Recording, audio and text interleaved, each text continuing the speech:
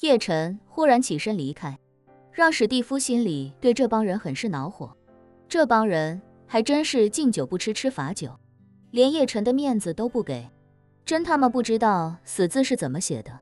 于是他冷声说道：你们记住，你们这些人除了马特·芬克尔斯坦，其他的全部都是我史蒂夫·罗斯柴尔德的敌人。其他一众人哭丧着脸，纷纷向他求饶。虽说是求饶，但他们心里也有自己的一杆秤。你史蒂夫最多也就是在生意上挤兑我们这帮变态早就不缺钱了。相比赚钱，我们更愿意好好满足一下我们内心的变态欲望。毕竟这帮人已经十分变态了，所以也就不能用正常的商人思维去衡量他们。在他们来看，答应叶晨的要求才真的是死路一条。自己控制不住自己变态的欲望，还要花钱搞一个基金来绞杀自己这样的变态，这不就等于自己买枪打自己的脑袋吗？过分的要求，说什么都不能答应啊。于是其中一人开口说道：史蒂夫先生，请你也体谅体谅我们的难处，实在是没办法接受那个叶先生的无理要求。既然这顿饭吃得这么不开心，我们也就不在这里惹您厌烦了。那1000万的餐费，您看我们怎么支付合适？这笔钱我们是不会赖掉的。史蒂夫拿起酒瓶，猛地一下摔在地上，摔得粉碎。浓郁的酱香白酒味道瞬间充斥着整个包厢。他眼神阴冷地扫过所有人，冷冷道：你们一个个都给我马不停蹄地滚，钱的事情我会安排我的助理找你们要。滚，现在就滚！一众人你看我，我看你。最后那个汉克率先站起身来，鞠躬道：既然如此，那罗斯柴尔德先生，我们就先告辞了。说罢，与其他人交换了一个眼神，便转身走出包厢。史蒂夫都快气炸了，他在这帮人走后，咬牙切齿地骂道：这帮要鸟不要命的王八蛋！我这次来华夏，叶先生给我的第一个任务，他们就给我找不自在，我他妈都不找机会整死他们，我都不配姓罗斯柴尔德。说罢，他站起身，对一脸茫然的塔瓦纳说道：斯维特小姐，我先走了。叶晨此时已经驱车返回汤臣一品。今日这帮变态让他意识到了一点，有些人为了自己最爱的事情，可以牺牲很多，甚至不惜得罪罗斯柴尔德家族的2号人物。不过他也不担心这帮人不服软，因为他已经用真气封住了这些人体内的特殊经脉。从今往后，这帮人将成为彻头彻尾的性无能，像极了当初的萧逸谦，甚至比萧逸谦还有过之而无不及。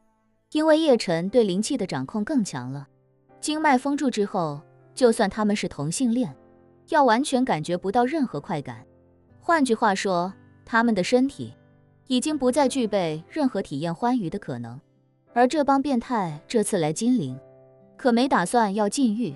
他们每个人的随行人员里，都有他们的专门带来的搭子，甚至还带了许多药品和道具，就是为了在酒店依旧能够尽情释放。而这个晚上，对这些变态来说，注定是一个噩梦。他们每一个人都在行苟且之事之前，发现自己竟然完全丧失了功能。有些年纪稍大一些的，还以为是舟车劳顿奔波所导致的，所以就加大了平时的药量。可是药吃了2倍3倍，吃到血压飙升，浑身战栗，甚至感觉连头发都立起来了。但是该起效的地方仍旧是一点效果都没有。第一个出问题的就是那个汉克，他在3个年轻女人的陪伴下，一连吃了6颗蓝色药丸，身体依旧没有找到感觉的时候，他有些恼火，一边光着腚往嘴里塞更多药丸，一边骂骂咧咧地说道：今天真是他妈奇了怪了，到底是怎么回事？难道是被史蒂夫和那个姓叶的王八蛋给气的？说完又往嘴里塞了1颗。欧美人在吃药这件事上本身就比较粗犷，东方人吃对乙酰氨基酚或者布洛芬这种止疼药时，往往都是一次1颗，谨遵医嘱，或者遵守说明书的服用规则。可一些欧美人根本不管这些，去他妈的医嘱和说明书，老子吃药就按把，要么一次1把，要么一次2把，谁他妈有那个闲工夫输多少颗？汉克此时也是如此，那蓝色药丸一次吃1、2个就到头了，他陆陆续续吃了1把还不够，还要再吃。其中一个女人见他吃的太多，连忙说道：“主人，你不能再吃药了，已经吃太多了。”放肆！汉克拿起皮鞭，狠狠地抽在那个女人身上，直接将她抽得皮开肉绽，跪在地上哭个不停。汉克冷声道：“不要忘了，你们都是我的奴隶，什么时候轮到你们来指挥主人了？”说完，气血上涌，血压飙升，人就已经突发高血压昏厥了。3个年轻女人吓个半死，赶紧向酒店求助。酒店来了急救人员，甚至用上了除颤仪，可依旧没能解决问题，于是便给她裹上浴袍，匆忙送往医院进行抢救。而她也不是今晚到医院抢救的唯一一个，没过多时，就有另外一个满头白发的老者，同样因为服用过量的药物被送到医院。凌晨12点多，那10几个个人就已经送进去4个，因为他们都住在市中心，距离人民医院最近。这4个人就都被送到了人民医院的急救中心。人民医院的急救医生都懵了，搞不懂为什么大半夜的，接连送来4个服用西地那非过量而昏厥的白人老头。医生们一边忙着给他们洗胃催吐，并且输液缓是药效，一边也在互相交头接耳的嘀咕：这些老外是不是来咱们这里开银趴了？怎么都过量服用那种药物？咱们要不要报警啊？有医生说：哎呀，多一事不如少一事，都是外国友人，给他们留点面子吧。先别报警了，抢救过来就得了。我看他们症状还行，洗洗胃，输液，明天就好差不多了。众人觉得有道理，便没再多说。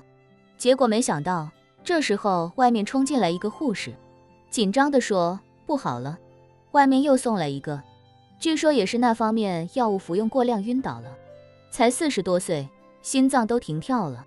我去！